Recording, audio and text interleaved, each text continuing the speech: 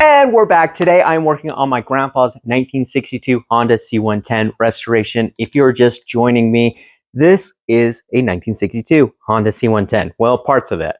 And it's my grandpa's. I stole it from him and I'm restoring it, and then I'm going to give it back to him so he can enjoy it, have some fun with it like he did when he was my age.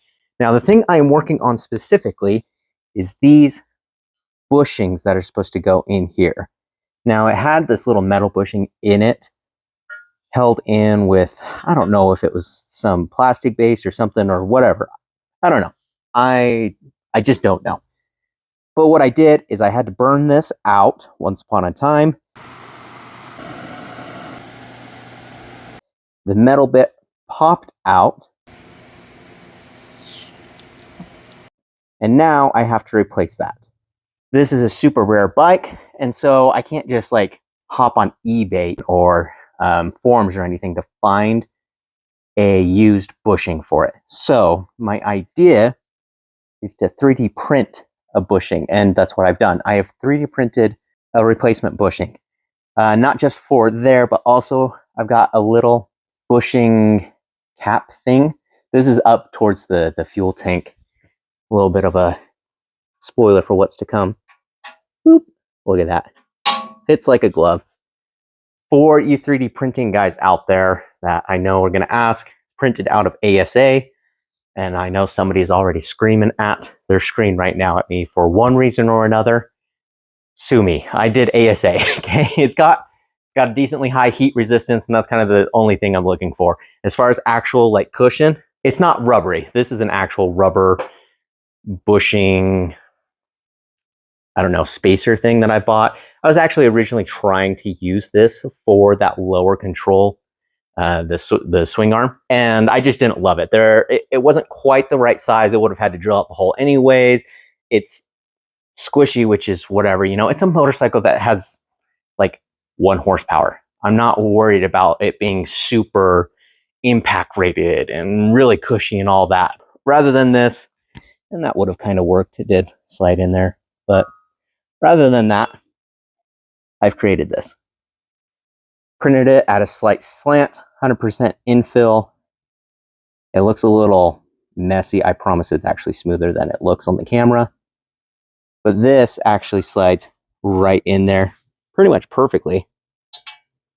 Look at that. And then the metal piece just has to go in there. The only thing I have to do with that, because I did want it to be a nice, tight, snug fit. I didn't want to just like pop it in there and then whatever. So I've got a little bolt set up. I'm going to run this through and then actually using the drill, bring it down and clamp it onto there. So it looks nice and good. You can already see that that just barely fits in there.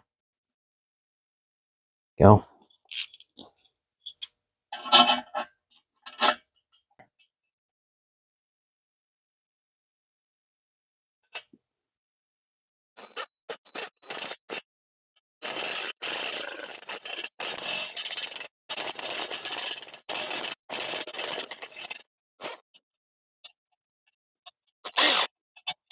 Holy crap. That looks so freaking good. Oh my gosh, that's like, I'm not even exaggerating right now. That is better than I kind of could have hoped for. So it did exactly what I wanted to. If you can almost see, it squeezed out a little bit of the plastic as it was squishing in there. And so it really is, I mean, that would have to be very forcibly taken out. But it looks perfect. And the plastic is exactly the right size of the metal. I mean, everything is great on there. I love that so much. All right, gonna do the other side now, and then I'm gonna see how it fits on there.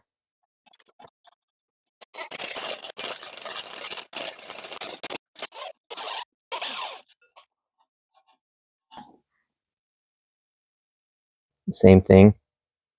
That looks great. That really does look fantastic.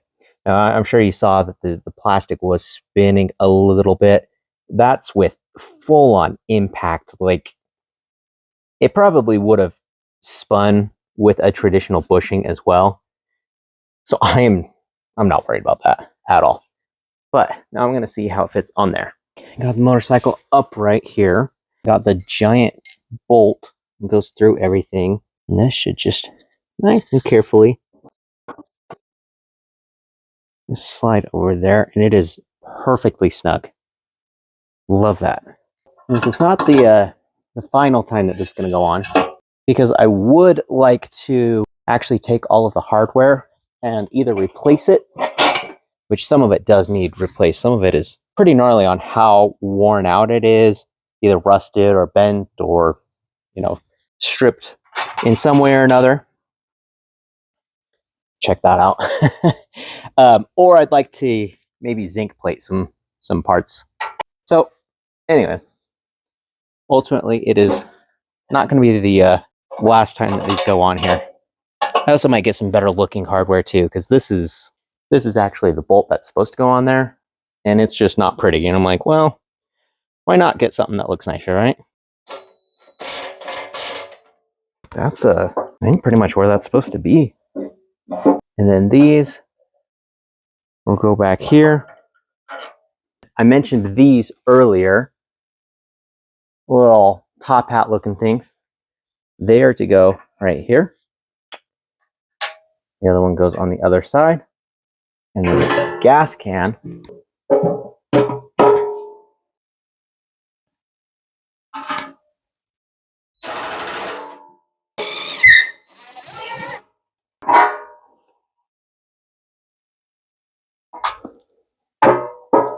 uh-oh.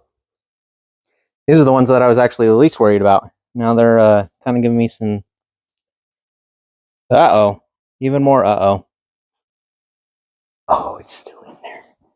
Oh no. Oh no. All right. I see what happened here. So on the ground, I see this. I'm like, well, that looks 3D printed. That looks like the bottom of this. What the heck? So that broke. I'm looking around. That's not it. That's, that's something different. It is still in there. A little dark, so you can't quite see it, but that broke off. And the reason I think that is this one is much more visual. By that, I mean that when it is actually on the bike, you're going to see it just like that. And so I wanted it to look good specifically on those seams. So the bushings down here, I think those did really well because I actually printed it at a 45-degree angle, whereas this one I printed flat. So it would look a little bit nicer on there and not have kind of some weird lines. But what I found out with that now is that those lines are a weak point, which if you do 3D printing or have some common sense, that's, to be expected. But I wasn't expecting these to have as much grip on there as they did. And I think a lot of it is me forcing it. So either way, I have to reprint the second one. But I'm wondering if I need to do it at an angle instead. So I don't know, but kind of some cool news. So obviously that one works there. Hopefully it doesn't ruin it when I pop it out now that I think about it. I don't think it will because it did print at that angle. And I think that angle adds a lot of strength, especially that twisting motion, putting that spin on it. It's going to cause more issues trying to separate from those lines, which is why we got that. I mean, you can even see it was a super clean break on how it popped off. The rest of the bike looks good though. I will keep you guys updated if there's ever an issue with those bushings on the lower end, on the actual trailing arm on the bike. Obviously, we already know that there's those issues on the gas tank. And so I'll just reprint them, probably just angle it and see if it looks super bad. The other thing is I could sand it down, make it look really nice. It's not the end of the world. But I'm actually really happy at how those are working. I mean, you literally can't see it, so I'm kind of showing you nothing. But they are very solid. The ASA is a very solid plastic, especially where I printed it with 100% infill. It doesn't feel like a bushing. It really does feel like, I don't know, any other solid plastic that you might find around the house. But overall, I think it's going to be really good. The other things I've kind of thought, and the reason why I'm okay with doing the 3D printed rather than actually finding like a nylon bushing that will fit in there, and I didn't dive into it too much because it just didn't make sense when I have the option to 3D print. But again, it's not like it's a performance part. It's not like it's a high-end, you know, whatever. It's a hidden part as well. It's also kind of encapsulated. So it's not like it can go anywhere. It's not going to get direct UV exposure. ASA is pretty decent for that anyways. But it's got a high enough heat tolerance that it can be parked in the garage. It can be outside. I think it goes up to like 200 degrees Fahrenheit. And that's like before it starts to warp. So we're going to be fine with the ASA. If you think I'm an idiot and you think otherwise, then tell me down below.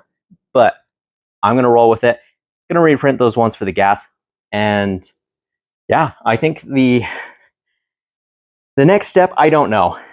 There's a lot of things that I need to do. Obviously, the bike looks like that. Really, I do need to work on the engine. Getting to the point that I just wonder if I need to hire somebody to work on it, because it's the one thing that's kind of in my mind holding me up from moving forward with it. And if I could just pass it off to somebody to get it running, or even just find the Honda Grom engine like I've mentioned before, do something like that. I don't know. I don't know what's going to make the most sense, but I know that needs to be done. All the little things too, the chrome, the tires, I've mentioned it all before. You guys don't need to hear it again. Anyways, don't forget to like, comment, and subscribe. I appreciate it when you guys do that. And that being said, I will see you guys in the next one.